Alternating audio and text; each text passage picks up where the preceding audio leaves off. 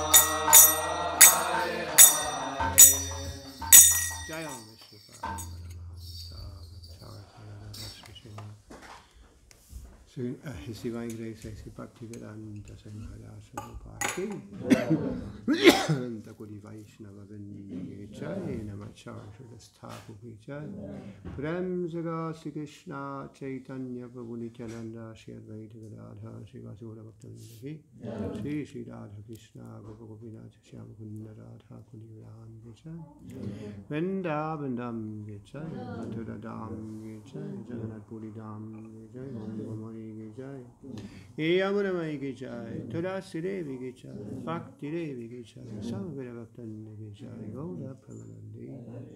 All glorious to the Son of devotees, all glorious to the Son of devotees, all glorious to the Son of devotees, all glorious to Srila Prabhupada.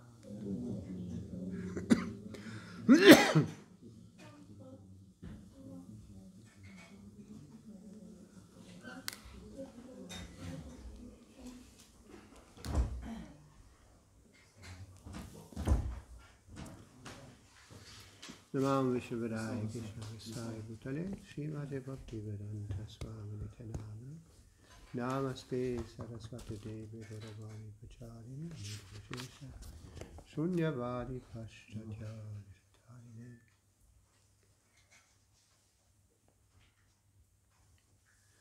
So we continue with the Transcendental Diary. The microphone is not working.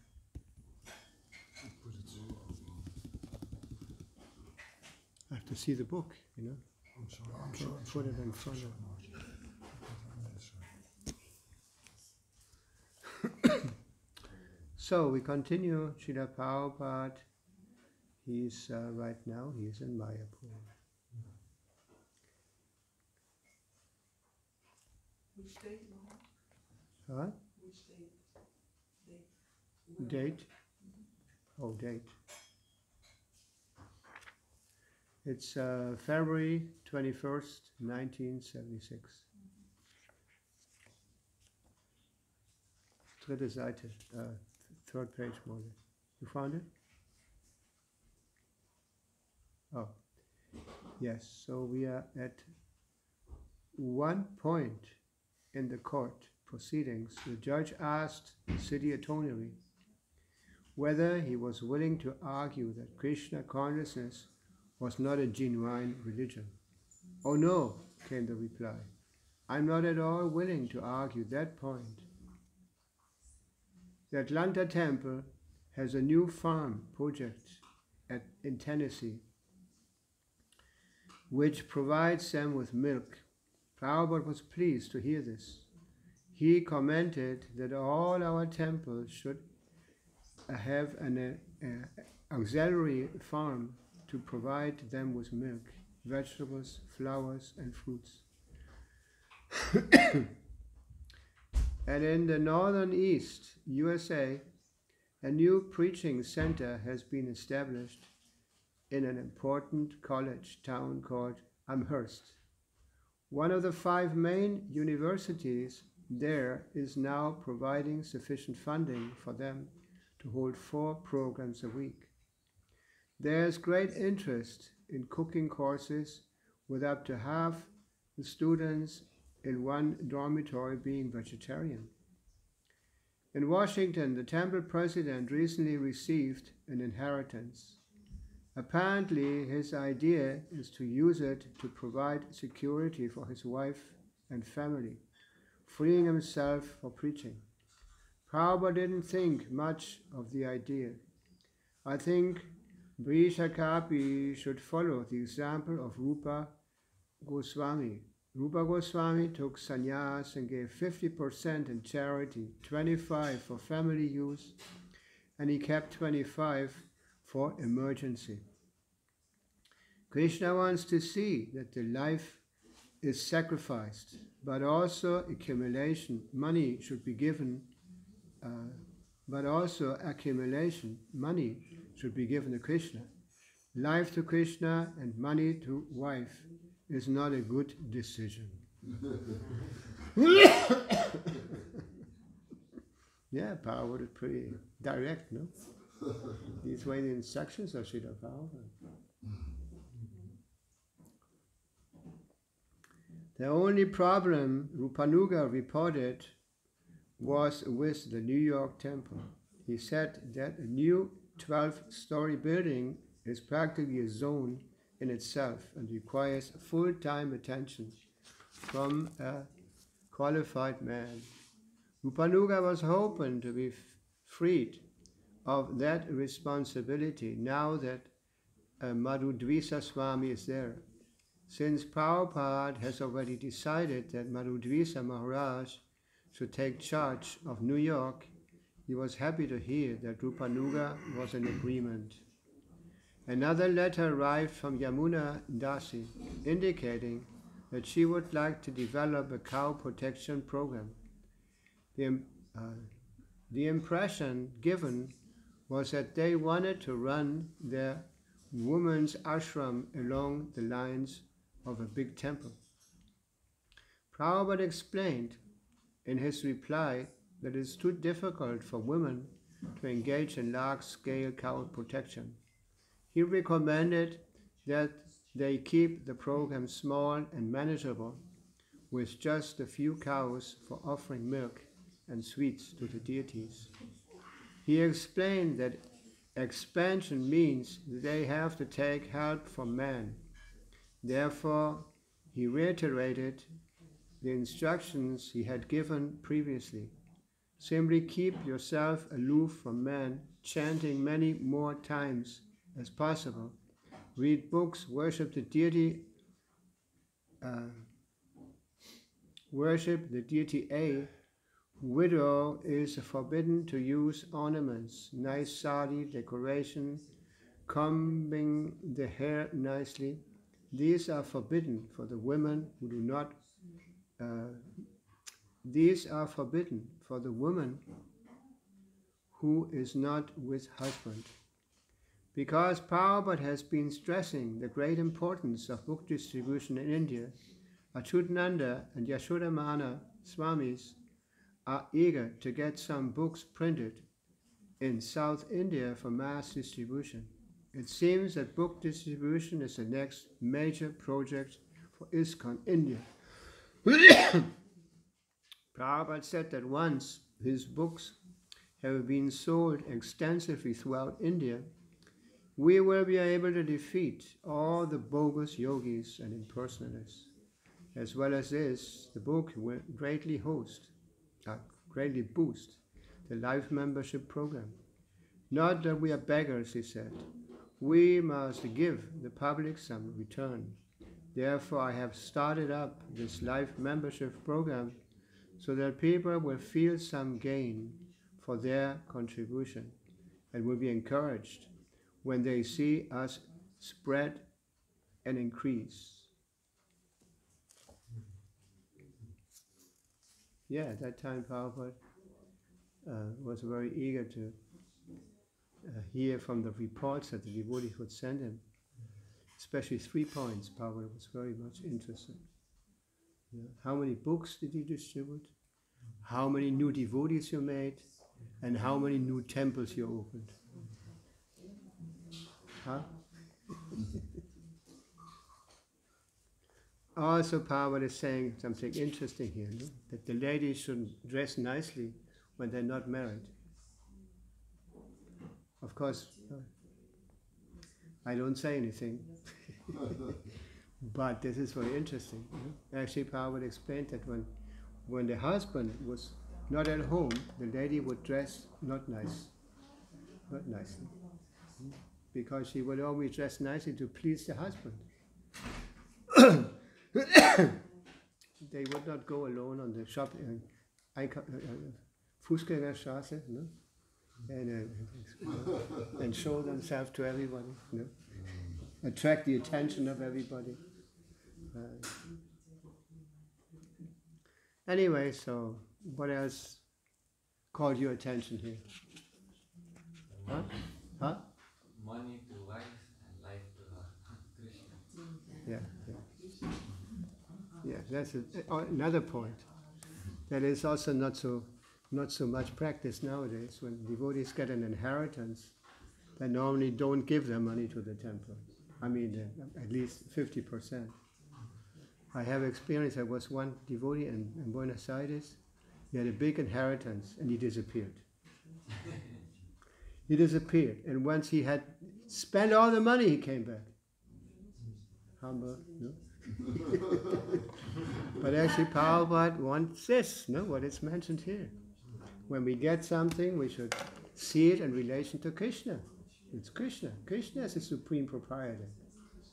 Bhaktaram yagyavasam sarvaloka maheshwaram suridam sarvabhutanam gyatvam samtavanshati. Yeah. Krishna should be the supreme enjoyer. We should serve Krishna. Like we heard this morning from Nectar of Devotion. No, from the quote. What is it, the quote? No? Yeah. Where Prabhupada said that, what was that? That's the point. We should, no. We should not try to see God. Yeah, we should not try to see God, but we should work in such a way that Krishna comes and sees us. Not comes and sees, but he's always there. No? Anyway, so this is our attitude. This should be our attitude. This actually comes from Bhakti Siddhanta Saraswati. Yeah? He said that. I mean, we get it from the disciplic succession. anyway, so this is so Krishna consciousness actually means that we should learn how to see everything in relation to Krishna. I just heard Prabhupada say that love of God, when you actually develop your love for God, you keep on thinking of God all the time. When you're in love with something or you're attached to something, you keep thinking of it all the time. That's a very interesting point regarding love of God. Not necessarily you always cry, and all this, deep these emotional feelings, but you are actually in love, and you always think. That means like Krishna, how to satisfy Krishna, how to give Krishna a pleasure. Bhakta yagyata Bhaktaram yagyatavasam sarvaloka maheshwaram. Sarvaloka maheshwaram. That Krishna should be seen as the proprietor of everything. There were nice stories, nice pastimes of Srila Prabhupada. One time Prabhupada was walking with the devotees in the morning walk. And he saw in one house, there was a, how you say, Vasahan, how's that in English? Anyway, there was some dripping. And Prabhupada told him, stop this. This is wasting Krishna's energy. Even though this was not even our temple. And Suriram Sarvadehinam. No, we have no better friend than Krishna. No better friends than the devotees. No better friend than the spiritual master. That's how it should be. Any comments or any questions?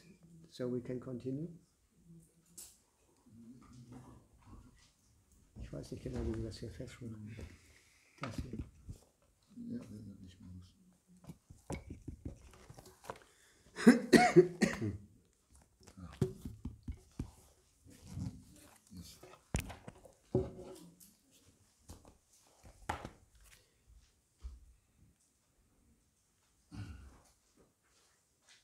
Sorry, I forgot to put it on.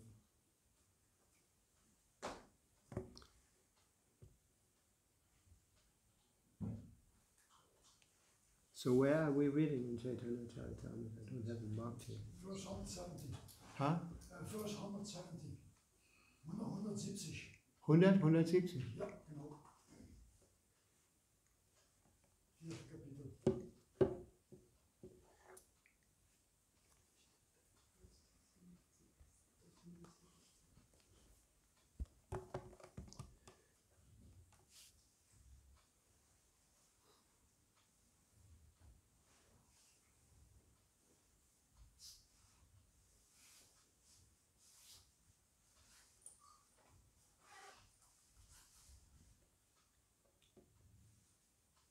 Ist das Madhya Lila, oder? Ja.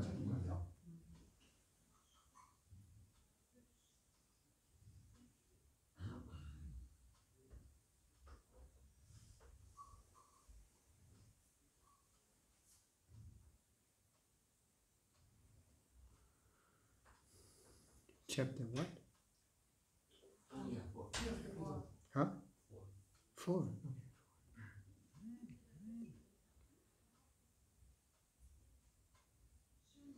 And now 170?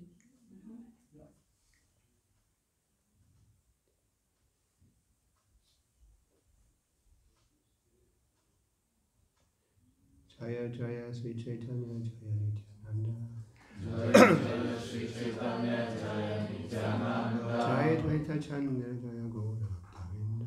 Jaya Dvaita Chandra Jaya Gaura Bhaktavinda. Sri Chaitanya Jaya Jaya Sri Chaitanya Jaya Nityananda. Jaya Jaya Sri Chaitanya Jaya Nityananda. Jaya Dvaita Chandra Jaya Gaura Bhaktavinda. Jaya Dvaita Chandra Jaya Gaura Bhaktavinda. Jaya Jaya Sri Chaitanya Jaya Nityananda. Jaya Jaya Sri Chaitanya Jaya Nityananda. Jaya Dvaita Chandra Jaya Gaura Bhaktavinda. Jaya Dvaita Chandra Jaya Gaura verse, please? Which verse? 170. Oh, 170.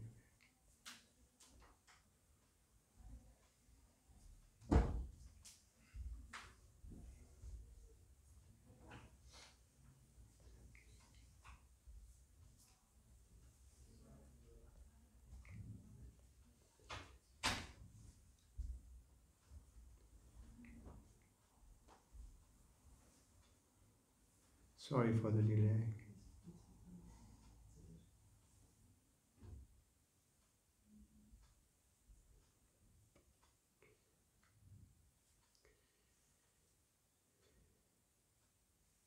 Shrimukhe Madhava Parira Amrita Charita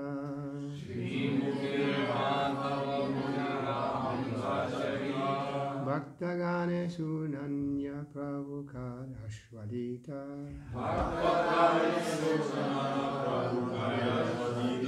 Shrimukhe Madhava Purira Amrita Charita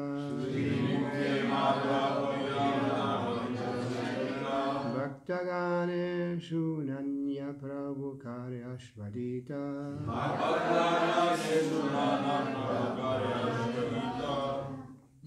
Sunanya. No, this is the end with the lines. It's just like in Spanish, they have the same letter. It's not end, but ni. Srimukhe Madhava Purira Amrita Charita Bhaktagane Sunanya Prabhu Karya Shvarita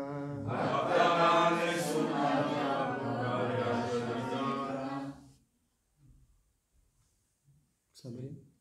Srimukhe Madhava Purira Amrita Charita Srimukhe Madhava Purira Amrita Charita Bhaktagane Sunanya Prabhu Kare Ashwadita Bhaktagane Sunanya Prabhu Karya Shvarita Srimukhe Madhava Purira Amrita Charita Srimukhe Madhava Purira Amrita Charita Bhaktagani Sunanya Prabhu Kare Ashwadita Bhaktagane Sunanya Prabhu Karya Shvarita Srimukhe Madhava Purira Amrita Charita Srimukhe Madhava Purira Amrita Charita Bhaktagane Sunanya Prabhu Kare Aswadita Bhaktagani Sunanya Prabhu Kare Ashwadita. Ladies, Tidaman. Srimukhe Madhava Purira Amrita Charita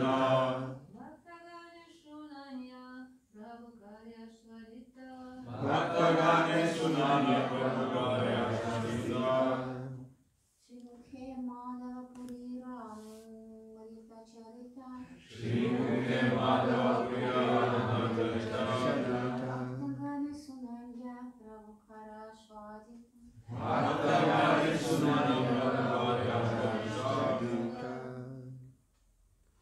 Srimukhe from the mouth of Sri Chaitanya Mahaprabhu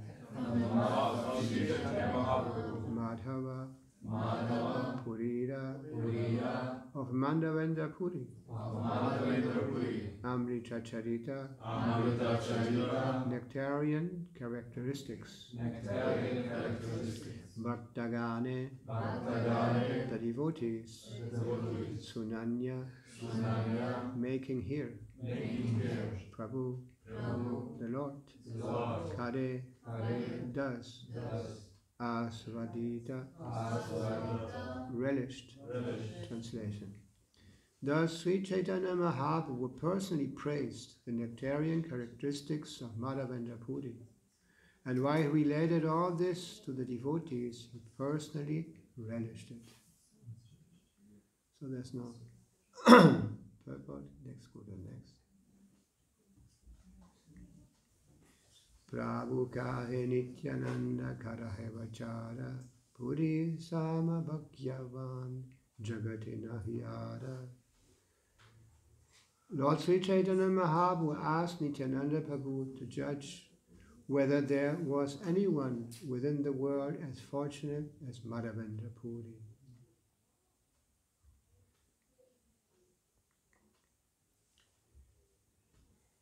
Dudhadane chare Krishna yandre de kadila, dinavare svapne asi yandre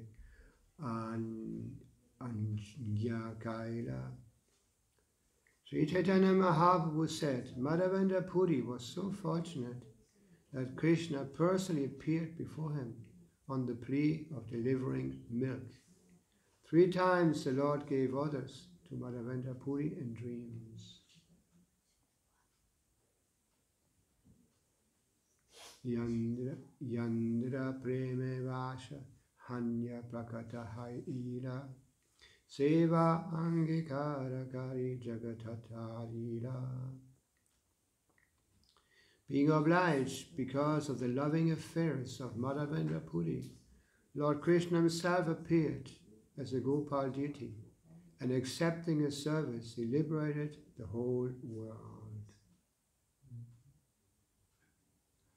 Yandralagi Gopinata Kshira Kaila Churi Ataeva Nama Haila Kshira Chodakari. On account of Madhavendra Puri, Lord Gopinath stole the pot of sweet rice. Thus he became famous as Kshira Choda, the thief who stole the sweet rice.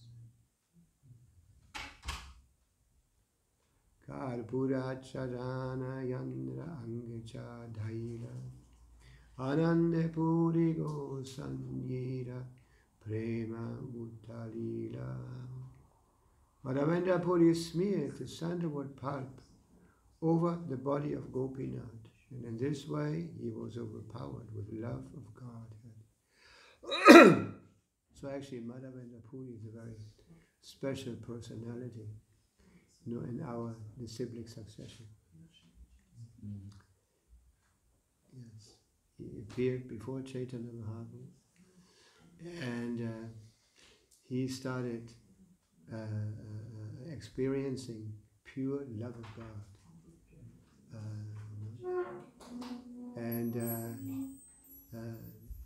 Today is also the day of appearance of Shankaracharya, according to my calendar. If you know your calendar, so Shankaracharya. I have a short explanation of Shankaracharya here. In my calendar it says, reverentially called the Bhagavad Pata Acharya, the teacher of the feet of the Lord. Approximately 8th century, was the most famous Advaita philosopher. He had a profound influence on the growth of Hinduism through his non-dualistic philosophy. He advocated the greatness and importance of the important Vedic scriptures, most particularly on the Upanishads, spoke to a spirituality founded on reason and without dogma or ritualism, and gave new life to Hinduism at a time when Buddhism and Jainism were gaining popularity. Interesting statement. At least the last one, for me at least the last part. We're always praying every day.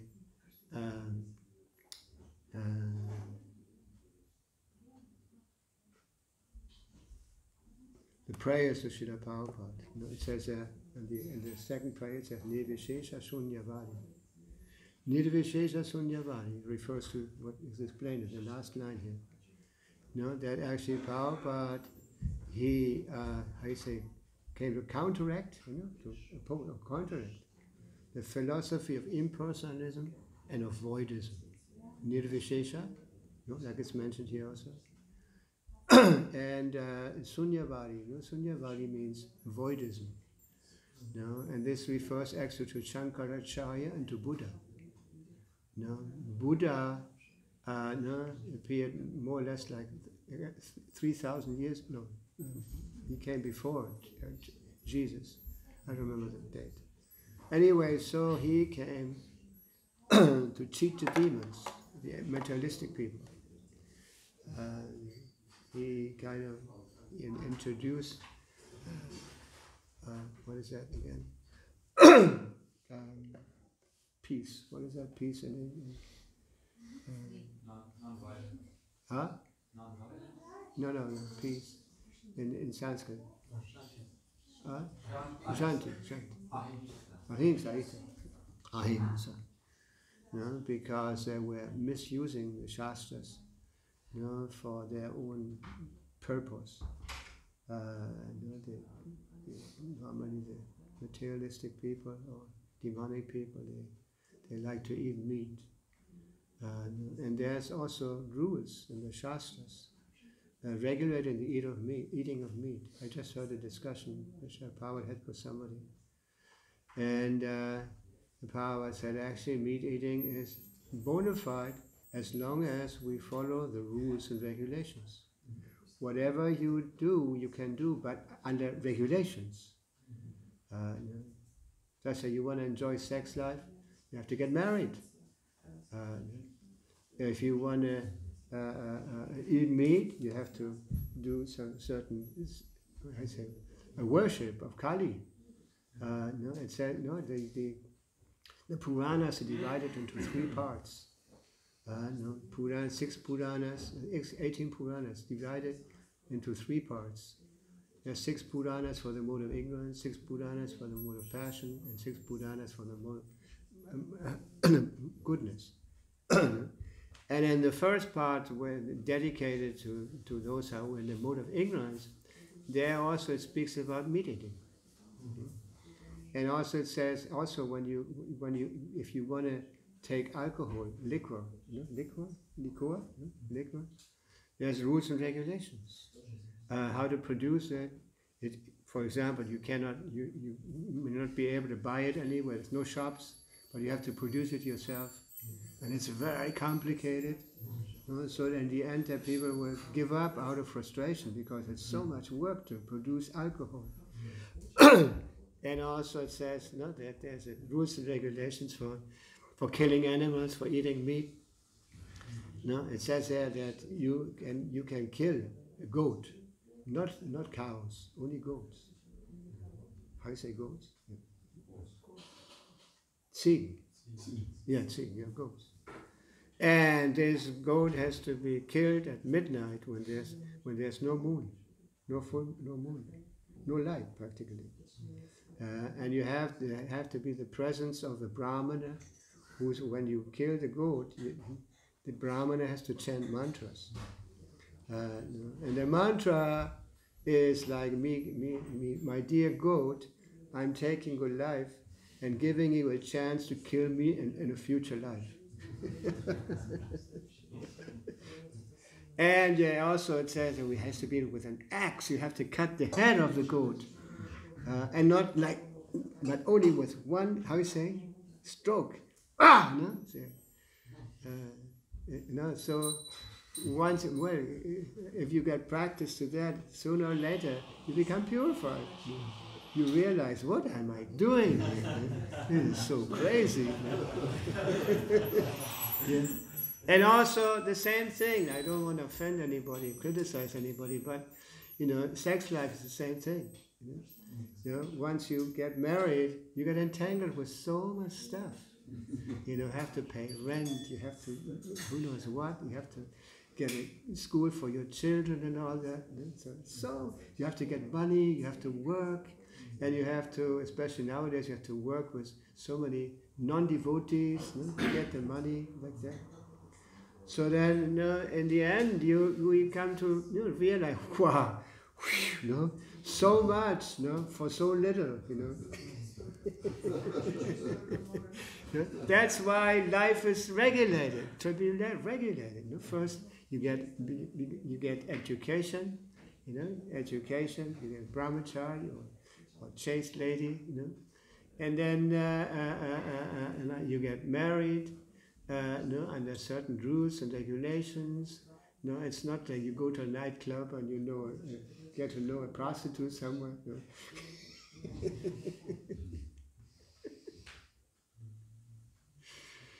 there was a very heavy conversation with Srila Prabhupada, that somebody comes and says, oh, yeah, girlfriend. And Prabhupada said, in the West you say girlfriend, and in India we say prostitute.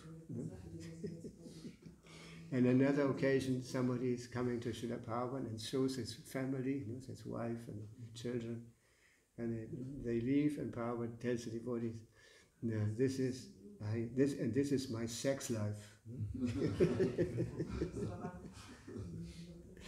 So in the end, you should be in a condition that you actually realize all these things. Like Vanaprastha means that you've gone through all this, and now you take the opportunity to dedicate yourself 24 hours again in devotional service. And if you haven't learned this from the beginning of your life as a brahmachari, then it's difficult. But that's why the brahmachari education is there. Once you get, well, let's say, entangled with family life, then in the end you just want to continue what you have learned in the beginning. But if there's no beginning, there's no training in the beginning, it's very difficult. But still we say, better late than never. And all these things are actually permitted. Actually permitted, but under certain rules and regulations. Not that you do what you just want to do, what your senses in your mind dictate you. But everything has to be very nicely regulated, with the idea to become detached, to become knowledgeable, enlightened. This is the whole idea. Because human life is meant for that. Atato Brahma Jigyasa. Now in the end, after passing through so many life forms, you finally get a human form. And now you should become serious. And dedicate yourself to self-realization. Now, otherwise you're wasting your time. It's just a waste of time. You got this golden opportunity to solve all your existential problems by using the human form of life for Krishna consciousness, for waking up your dormant Krishna consciousness within the heart. That's why Prabhupada emphasized so much that we utilize our time properly. Don't waste time. So many times Prabhupada mentioned that. Don't waste time. That's why we have to organize ourselves in this way that we actually achieve the ultimate goal of life. Become completely Krishna conscious. And here we hear from Madhavendra Puri. He was a godbrother of, what was that? Was it Nityananda? I don't remember. You understand? Yes. Yeah. Was it the godbrother of Nityananda? Yeah. Anyway, so he was actually very, very important in our succession, in our civic succession. Actually, he was the first one who again showed what it meant to actually be completely absorbed in love of Godhead. So, we continue. Any questions or any comments? Yeah? Thank you, Maharaj. If I may. Huh? If I may ask a question, if I'm allowed. The question is, you said that it is such very important that we got, after many, many years, we got the human form. Yes. Yes? And I was thinking that when they're distributing books and prasadam. Sorry? When we are distributing books and prasadam, Yes. so does it mean we help the people? They have the what? We help the people to keep this human life, because when they take prasadam or take a book, there's no guarantee, but next life there will be. I mentioned the other day, that Prabhupada said, once a person takes prasad, sometimes in the future he becomes a devotee. Sometimes what? In the future he becomes a devotee. Yeah. Might not be immediate, no, but Prabhupada stressed so much, chanting the holy name, dancing, and taking prasad. So don't stand still in kirtan. We're not impersonalists. Yeah? Impersonal thinks that this is sentimental. What? Dancing in a holy place? You should sit down with your folded hands and chant mantras or something like that. Fast. Yeah? Yeah, I was once I was in an airport and the devotees didn't come and pick me up. Something went wrong. And so I asked at the airport if they knew Hare Krishna, the Hare Krishna temple somewhere here.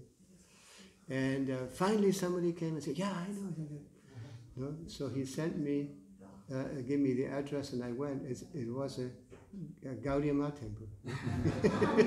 Not a Gaudiya Math, but this, I don't want to mention the names. So then they were surprised. They didn't know me. So then somebody gave me an address of the temple. And it was close by, so I walked with my suitcase and everything to go to the temple. And I passed by a Christian place. And they were singing and dancing. They were singing and dancing. I couldn't believe it. They'd been inspired by the devotees, I guess. I speculate. Yeah. And when I finally arrived at that temple, there was a plaza, how you say, a park, like a place like that. And I saw, there was a devotee just closing the door of the temple, yes, with the key, walking. And I started screaming, hello! Yeah, and they had gone on Harinam, and they had forgotten that I was coming that day. They thought it was the next day. This is sometimes the austerity of the sannyasis. I had another incident. I was in Peru, and I was the airport was very high, like more than 3,000, almost 4,000 meters high. So and also, first of all, when you get to these places, it's full of sanitäter. How do you say sanitäter? What is that in English? Huh? Yeah, that kind of, they stand there and they want to help you because many people are going to get off the plane or that place. They see all these points, heißt leuchtende Punkte und Schwindel und so, weil es so hoch ist. So I get out and there's nobody there to pick me up. So then after a while, I didn't know what to do. I had no address, I had no telephone number like that. I just sat down and chanted Hare Krishna outside the airport. People would come and liked it and this and that. And then a couple of hours later, somebody came and picked me up. Sorry, I went off a little bit here.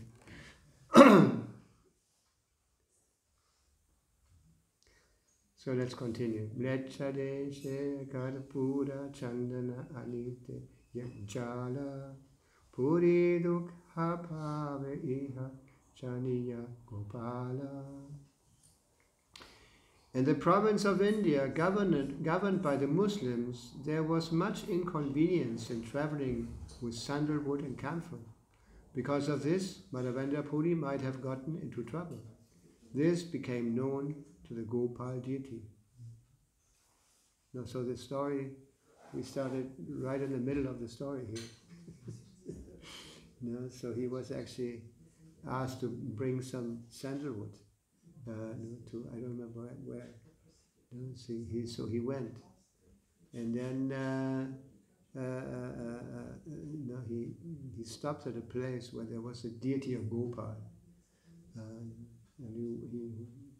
he had heard of the fame, the glories of Gopal. So he went, and then he heard that this deity of Gopal was offered sweet rice regularly. And so he developed desire to taste it. This was famous. The sweet rice Gopal was actually very famous. And at one point, the pujari was offering the sweet rice and all that. And then in the end, there was one, when they got the prasad, there was one pot missing. And somehow it got stuck behind the curtain somewhere, in some part. So then I'm not so familiar with this pastime right now. Maybe you can help me. Somebody knows the story? Huh? The Pujari was told in a dream that... Yes, the Pujari was told in a dream that there was a part reserved for the saint. No?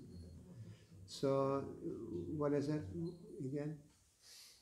And he woke up and found the pot, and then he went to find Madhavendra Puri in the market. Yes, right. Okay. Mahadaya Maya Prabhu Bhakta Vatsala Chandana Paribhakta Shrama Karira Sahala. The Lord is very merciful and attached to his devotees.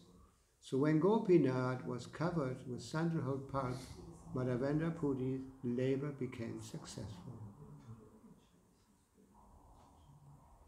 Purira prema parakashta karaha vichara alaukika prema chitte lage chamatkara.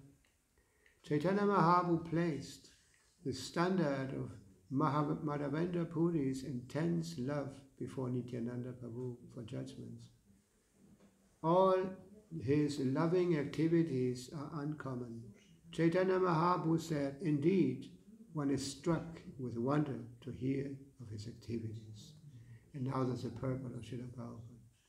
When the living entity feels spiritual separation from Krishna, Krishna Viraha, he has achieved the prime success of life.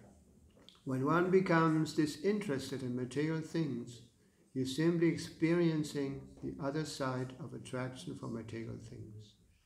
However, feeling separation from Krishna and engaging in the service of the Lord to fulfill his mission constitute the best example of love of Krishna. Sri Chaitanya Mahaprabhu wanted to point out this intense love of Krishna exhibited by Madhavendra Puri. All Chaitanya Mahaprabhu's devotees later followed the footsteps of Madhavendra Puri, serving the Lord without personal considerations.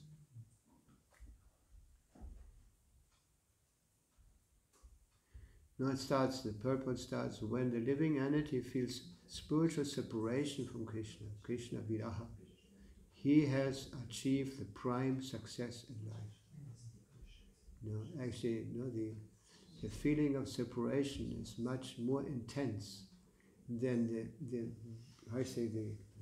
association, the very physical association with the person. And that was also the mood of the gopis. The feeling of separation from Krishna. Just like the example there, Krishna was with the gopis dancing at night, and all of a sudden Krishna noticed a little proud of the gopis. So it disappeared. And all the gopis were confused. Where is Krishna? And they started searching in the forest. And Krishna made a joke, so to say. He manifested as Narayan in front of the gopis.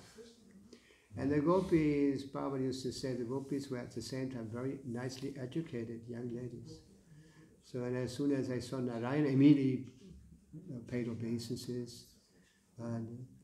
But the next thing they asked Narayan was, Narayan, we want to see Krishna. They were not so interested in Narayan. We want to see Krishna. And no, and it says also that Radharani started looking at Narayan and I say suspect. No, I say misstrauisch. What is that? Misstrauisch. So Krishna couldn't maintain his form. Narayan before Radharani, and had to manifest his Krishna form. Hare Krishna. Any questions or comments? And in the last part here it says, following in the footsteps of Madhavendra Puri, serving the Lord without personal considerations. Without any personal considerations. Our nice example for this is Srila Prabhupada. Actually, Prabhupada had a lot of difficulties in the beginning, well, later on also. He was alone in New York, and he just went out the door and started walking alone, in the center of Kali Yuga, New York. And that's how it happened. It is in Lilamrita, in Prabhupada, it says that at one point Harigriva appeared. When he saw Prabhupada, he came to Srila Prabhupada and asked him if he was from India. And then Prabhupada started talking to him. And Harigriva revealed that he had already been in India. He was very interested in India. And so then Prabhupada invited him to his place, to his first place in New York. You can still see it, you can go. It's the place that is a matchless gift. It says matchless gift on the top of the how do you say, the shop. Yes.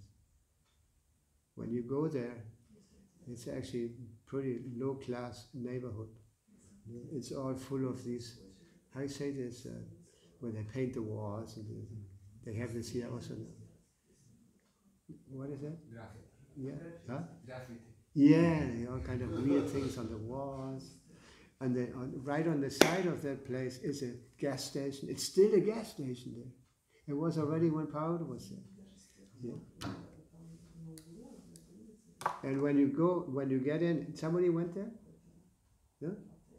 No? When you go there, it's not a very big room actually. No? And it's very dun, how do you say, very thin. No?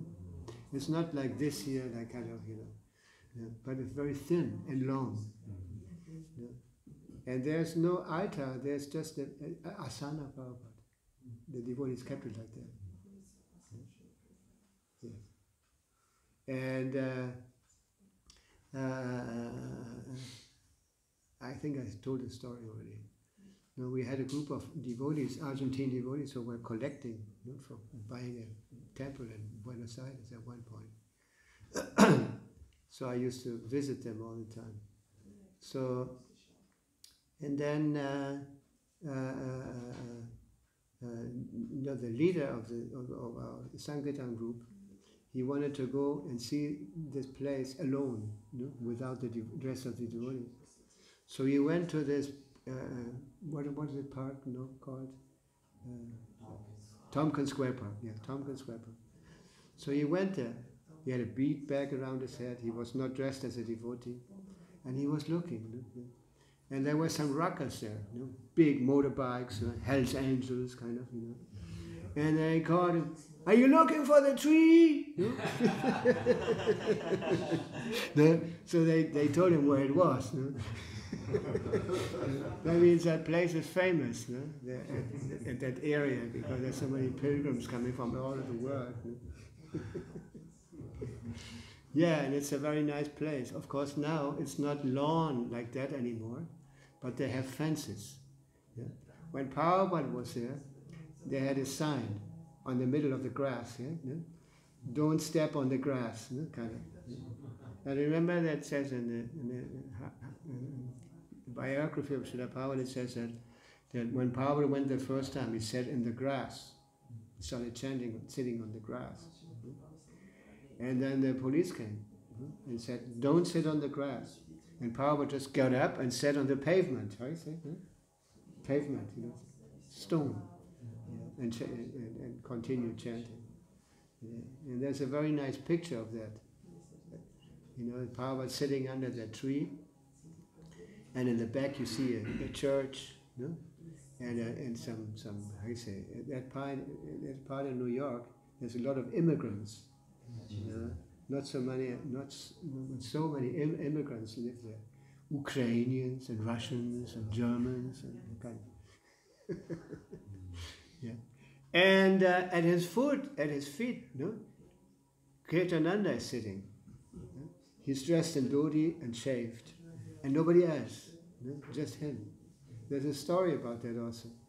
He walked on the street in dhoti, and they grabbed the police. They called the police, and they took him, you know, with them, and they put him in a, how you say, Irrenanstalt. What is that?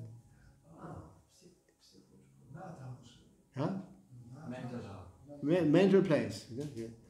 And because they had never seen that before, they thought he was crazy.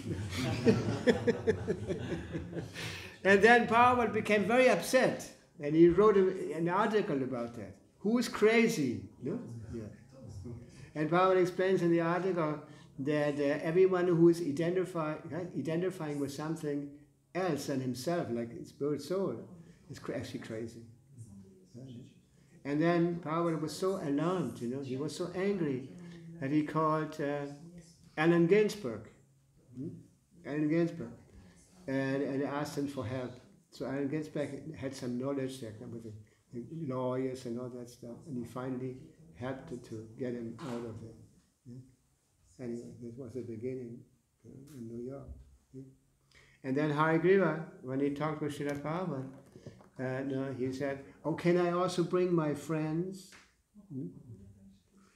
No, he was living with some friends, and they became, Kirtananda, and the other became, he used to be a priest in China.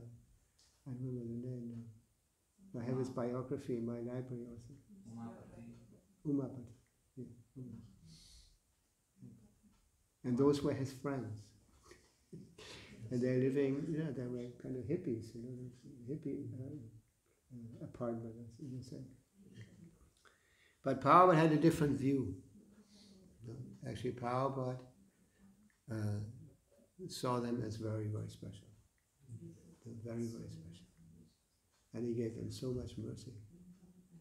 Just like when Prabhupada was studying there, and the young people would come to his place, to his temple there.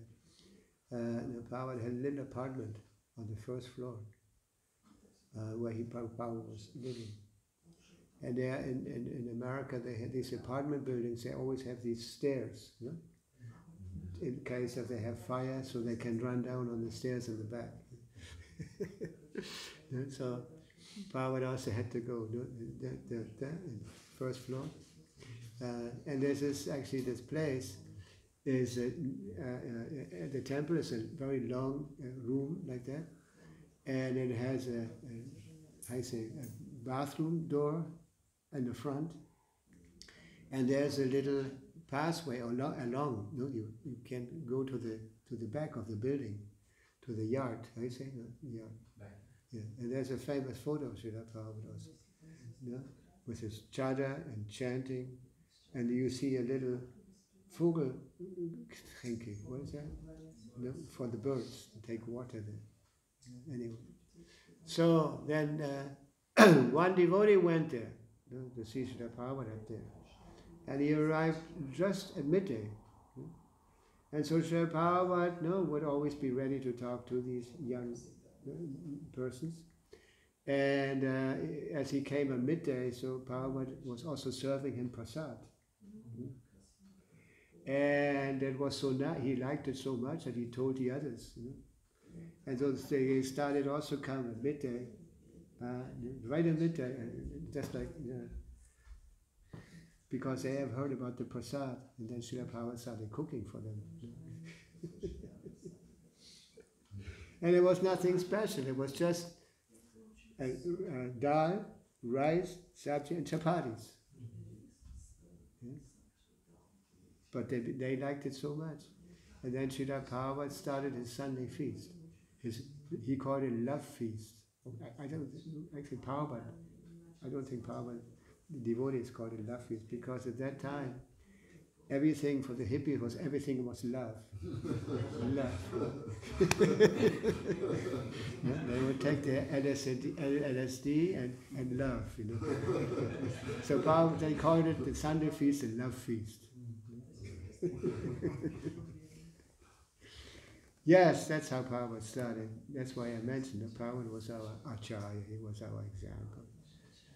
He had so many difficulties in the beginning. I met a man once. We were preaching in the communist countries at that time, in Poland and all these places. And every now and then we went to Finland to collect, to Helsinki, and then we would travel to the north and collect with the Goddess of Fortune, this long play record of George of the. Anyway, so, and we had befriended an Indian in Helsinki, and he was helping us. So we used this place as storage also, for things, leaving things there, and then we would return to the communist country. And one time we came back to Finland, and he presented an older gentleman to us. He also had kind of, the appearance of a kind of into yoga or spiritual things like that. Anyway, so he presented us, he said, these are disciples of Bhakti Vedanta Swami. So the guy said, oh, yeah, really? I know Bhakti Vedanta Swami. And normally when somebody said like that, spoke like that, we thought, well, he just wants to make himself important, kind of. So I asked him, so tell us something about, if you know him, tell us something about Bhaktivedanta Swami. And he said, oh, I was living in the Dr. Mishra ashram in New York, and I was teaching yoga there. And, yeah, really, tell us more, And the guy says, he was a very good cook.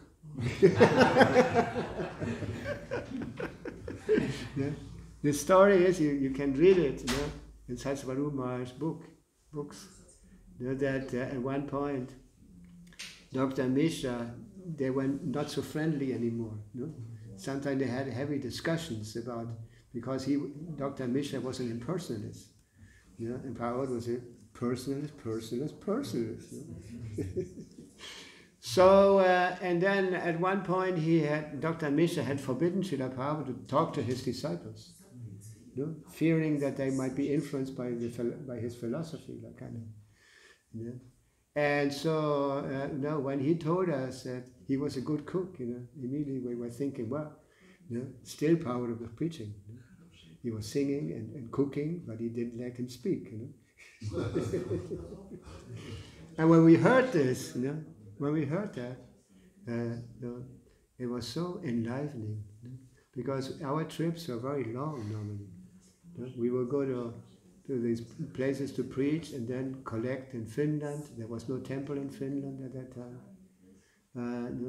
And so, long times always passed until we came back to Schloss Rettershof for some temple here in Germany. But when we heard him speaking of Srila Prabhupada, wow! Prabhupada had practically appeared to us and gave us so much strength to continue with our service. Yes, so any questions? I think we came to an end here.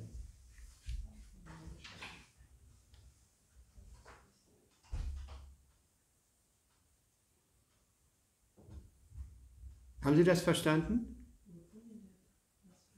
Ja? Russisch oder Deutsch? Ah, Russisch. Ah, Ruski.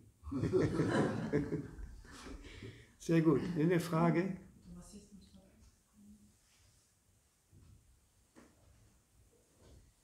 Oder was hat denn deine Aufmerksamkeit erregt? Я вспомнил, что настроение... Ach so, Russisch. Auf Russisch. Darf ich auf Russisch sprechen? Ja, klar. Я вспомнил, что настроение... Wir sind kaum noch Deutsche in unserem Tempel hier. Von allen Teilen der Welt. Я вспомнил, что настроение Гаудия Вайшнавов это не я видел Кришну, а где Кришна? Die Gemütsstimmung, the attitude of Gaudiya Vaishnavas is not that не то, что я видел Кришну. Я видел Кришну, это не настроение Гаудия Вайшнава. Not that I saw Krishna, but где Кришна? where is Krishna? Настроение, это настроение Гаудия This is the Вайшнава. attitude of Gaudiya Vaishnava. The mood of Gaudiya Vaishnava is where is Krishna? This is not. There's Krishna. Yeah. Just open your eyes. Also, like a gopi want to see Krishna trying to find him. Well, that's because Krishna had disappeared. Yeah. It's a completely different position. Майвади могут говорить, я видел Кришну, или я с ним общаюсь.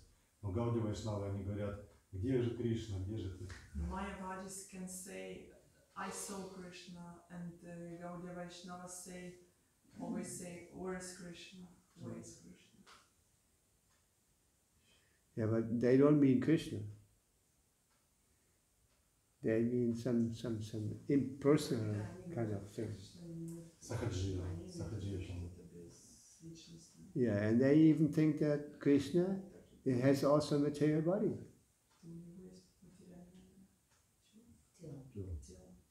Yeah. One question. Есть ли различия, отметили ли вы какое-то различие, проповедуя в Южной Америке и в коммунистических странах Европы? Maharaj, did you notice any differences during your preaching in South America and communistic countries? Yeah, the beginning was like communist country because where I was preaching, there were all military dictatorships.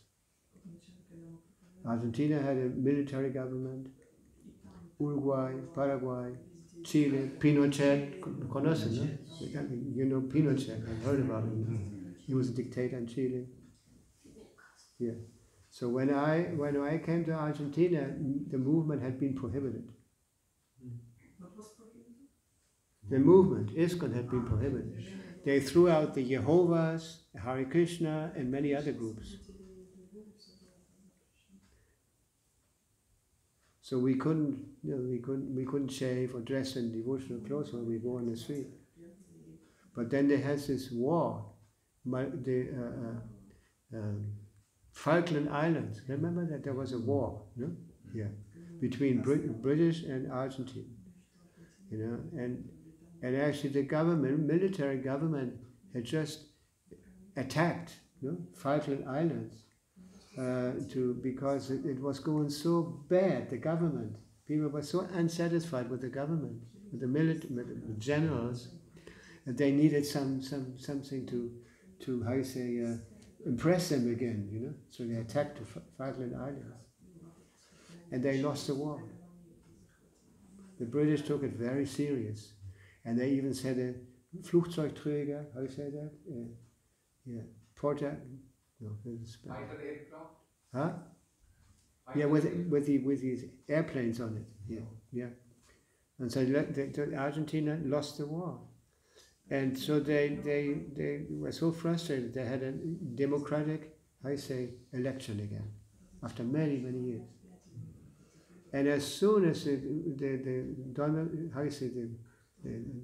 government, the civil government, where so many things, so many people were inspired to go on the street and dance, and we went on high and we shaved, you know, and everyone was dancing with us because they were so happy about it. And that's where we started again. Yeah, we printed some magazines because we couldn't import books. There were very strict rules. So we had to print our own books. Anyway, what was the question? I don't remember the question. If there were any differences between preaching in South America and the communistic countries? Yeah, because we had some experience preaching in the communist countries, so it helped.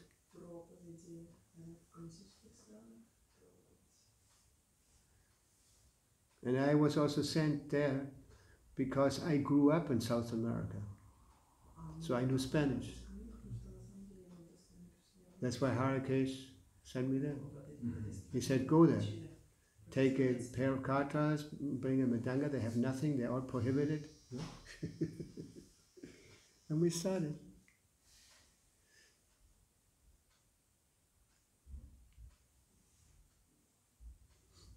And after that, all the military governments fell.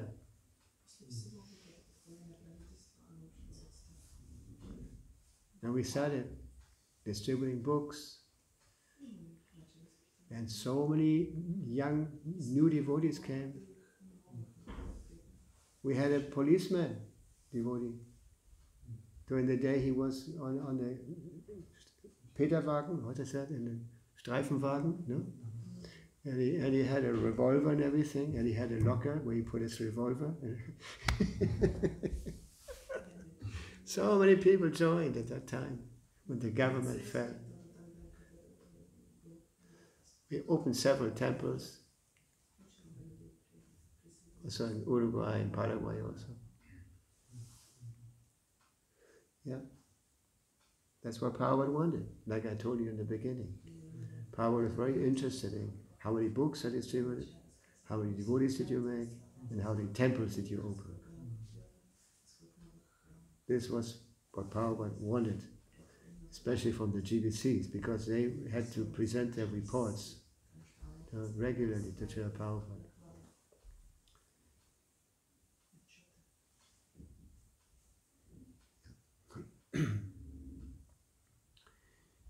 So, did I answer your question? Thank you. You're from Russia? From Ukraine. Oh, Ukraine. No. I went to Russia also at that time with Harakesh.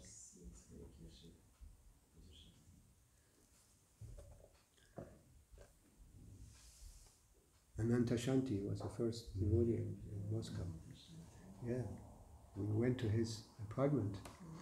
Harakesh was initiating devotees there during the night because we only had one day. And day and night we were. Yeah.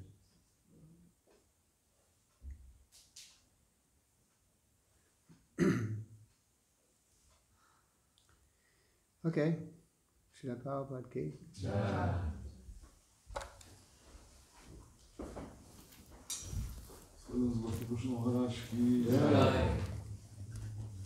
Srila Prabhupada ki.